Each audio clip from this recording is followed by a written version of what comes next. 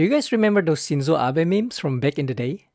Apparently they made a game about it. セーラン島とはドスケベ条例によって島中どこでもドスケベセックスが許可されている島なんです。すごいハミ。それではホームルームを終わります。号令を起立。種付け。 You might not believe it, but that was an actual plot of a visual novel, which apparently, according to this country, is suitable for toddlers? The first week of April is normally filled with companies trying to be relatable by making unfunny tweets and April Fool's jokes. But somewhere in Indonesia, the Ministry of Digital Affairs looked at them and was like, "You merely adopted the clown. I was born a circus." And what did they do? Last year's Game of the Year? Bad. Furry Fit? Also toddlers, but somehow Geometry Dash is for adults? And within 48 hours, the social media in Indonesia exploded. So what happened here? I mean, what even is this? This is the Indonesia Game Rating System, or the IGRS. Think of them like Temu version of PEGI or ESRB, you know, those rating things that no one care about? Yeah, that, but for Indonesian people. The IGRS technically was born in 2016, but like most government projects, it spent almost a decade in a coma. Because, you know, you gotta corrupt some of that taxpayer money first before you get to work. And finally, somehow they decided to wake up in the year of 2024. The Ministry of Communications and Digital Affairs, who is basically the boss of IGRS, decided that by 2026, every game published for Indonesian people, or published in Indonesia, needed a shiny new sticker of approval. Also, by the way, this is a government agency that tries to ban Wikipedia. I know what the heck they're smoking over there, bruh. The IGRS system is divided into 6 tiers. You've got 3 plus for the babies, 7 plus for the kids, 13 and 15 plus for the AG teenagers, 18 plus for the degenerates, and finally there's the RC. In other rating systems, the most you can get is probably rated M or 18 plus. In Indonesia, however, if the game gets an RC, it is straight up illegal. I know there's at least one of you out there with gallery looks like this. And apparently just adding rating system is not enough, because if you are a foreign developers, if you want to publish your game in Indonesia through Steam or whatever, you are legally required to either set up a local company in Indonesia or find a publisher so that they can act as representatives for you. If you are big AAA developers, I don't think it's an issue, but I can't imagine small or indie developers actually comply because it's so much hassle. Now, if you think that this system sounds familiar, it's probably because it is kinda like the China model. We can talk all day about how restrictive the Chinese market is, but there's one undeniable truth, and that is China is a massive pile of money. If you are developers, I don't think you'd mind jumping every hoops, you know, censor every blood, because by the end of the day, there are hundreds of millions of players waiting to give you their life savings for a 5-star waifus. Right now, there are about 400 million people that are considered middle class in China, and it is projected to double in the next decade. Now, Indonesia, on the other hand, is a country where the government officials genuinely argue that $1.20 a day is enough to be considered not poor. Bro out here trying to be like China, but you don't have the same leverage to do that. Being delusional aside, as long as the actual rating system worked, I guess it's okay, right? I mean, it do work, right? Right?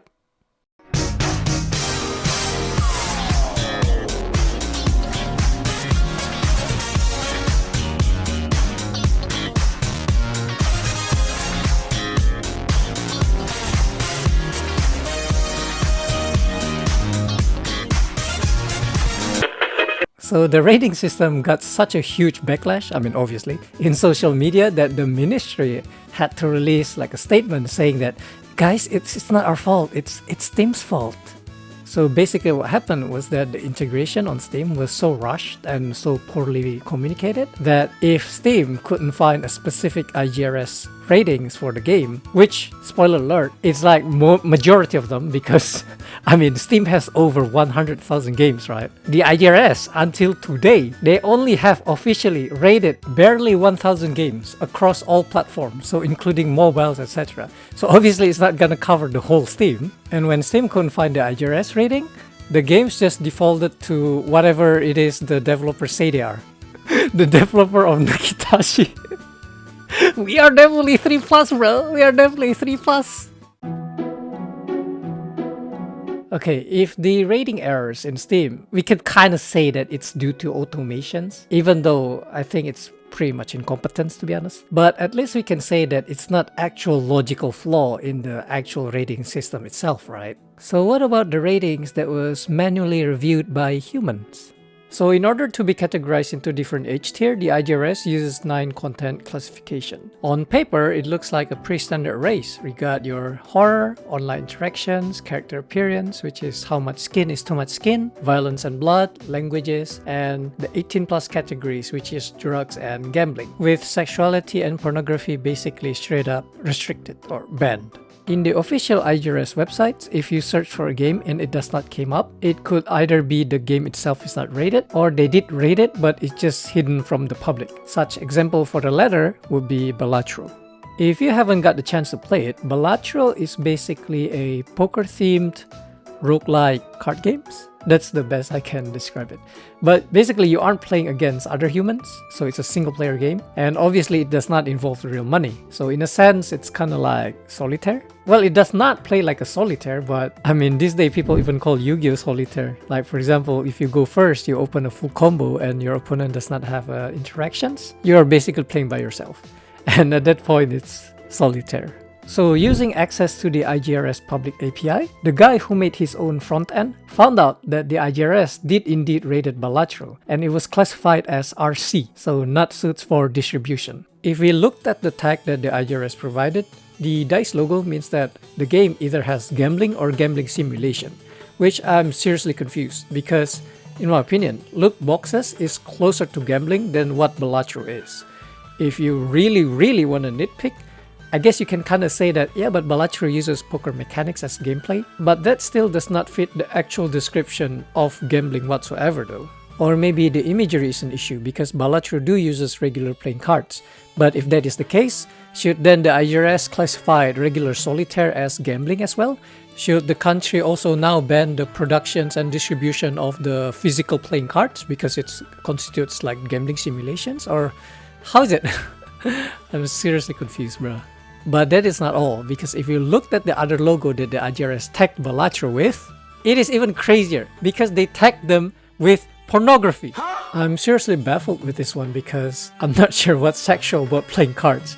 Is the Ace of Spades too provocative, or the people over at IGRS just like gooning for the Joker cards? Or I mean, I've seen some really down bad behavior in, for example, Uma Musume community, you know, but even we aren't thirsting over like a full house. And also, for some reason, Genshin Impact officially contained drugs.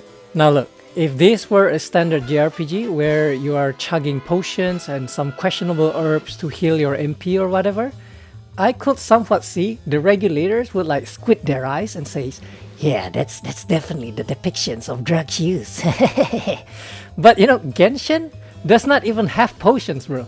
You heal your character by eating chicken, and you revive your people by eating eggs. So where is the drugs tag coming from? Like, is the seasoning of the chickens like a controlled substance, or is the egg is like laced by, you know, something else? What is it? I mean, unless the IGRS counts gacha dopamines as like narcotics or something, which, to be fair, they might have a point there, but tagging Genshin for drugs is like tagging Super Mario for consumptions of magic mushroom. And also, if you compare this review page, or should I say the lack thereof, with other review systems like ESRB or PEGI, there, they actually gave you human written explanations with examples. And in South Korea, in some cases, they literally publish their meeting transcript. You can read their discussions, you can see their logics. I mean, you can disagree with them, but at the very least, you know how they got to the conclusion. It's helpful and it's professional. Turns out when you let people who probably still use Internet Explorer to rate your games, it didn't come out right. You get shitposts like this, but shitposts with legal authority. It's just kind of scary because right now it's pretty much weaponized incompetence. So I told you there's a guy who made his own IGRS front end. There's a good reason for that. The reason is because the actual official website is very slow, clunky to use, and unoptimized. Just take a look at this. Semua aset gambarnya ini tuh di-load beneran, gak di-optimize, gak di-compress, gak di-apa-apain. Makanya lama banget loadingnya ini. Lihat ini yang benerannya masa performa headsetnya kayak begini bro, memalukan banget. Bentar, gue curiga sesuatu nih. Coba kita inspect. Nah ini, dia ngeloadnya dari website nih. Intrinsic size 4400 kali 4400 itu yang bener aja. Gambar ginian dong, pixelnya gede banget cuy. Nggak optimize sama. Unfortunately, that is not all. This thing is the gift that keep on giving. Because if you're going to fail at rating games, you also fail at making websites, you might as well fail at basic cybersecurity too. Because using their public API, the guy who made his own front end found thousands of developer emails as well as unreleased game footage. So basically, every submissions that the developer made to the IGRS to be reviewed was there, publicly available via the public API. For everybody to see. This type of leak normally is a pretty big deal if you're, I don't know, Europeans or something. But for Indonesians, this type of leak is expected because this government agency pretty much every single year have like massive data leaks from passport, SIM cards, even like health insurance and stuff. At this point, data breach for them is like a seasonal gacha event. This whole thing might seem funny or memey at first, but I think it has actual consequences. When government is not only incompetent, but also creating unnecessary barrier of entry, foreign developers, especially small ones, not gonna work harder to comply. They'll probably look at this and like, why bother bro, let's just leave. And it's not like the country have massive market leverage like China, right? $1.20 and you're eating good, that's barely a single pull for gacha. If the legal way to get games is broken or straight up blocked, people won't just sit there and go like, well, I guess I'll go out and touch grass. I mean, no, they'll just go back to the high seas, you know, they pirates. Not because they hate the developers, but because the government just made piracy the path of least resistance.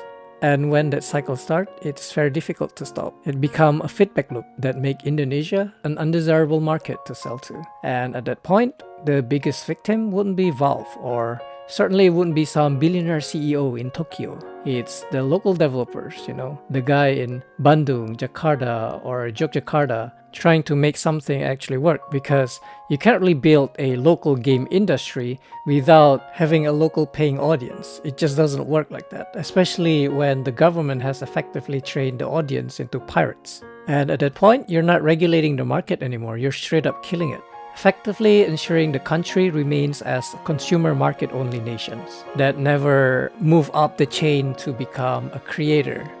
At this point, the IGRS looks less like a rating system, but more like a randomized gacha pools. Except the reward for the pools is that you get your favorite JRPG maybe randomly banned because some boomers in Jakarta thought that the protagonist's hair was too sexual or something.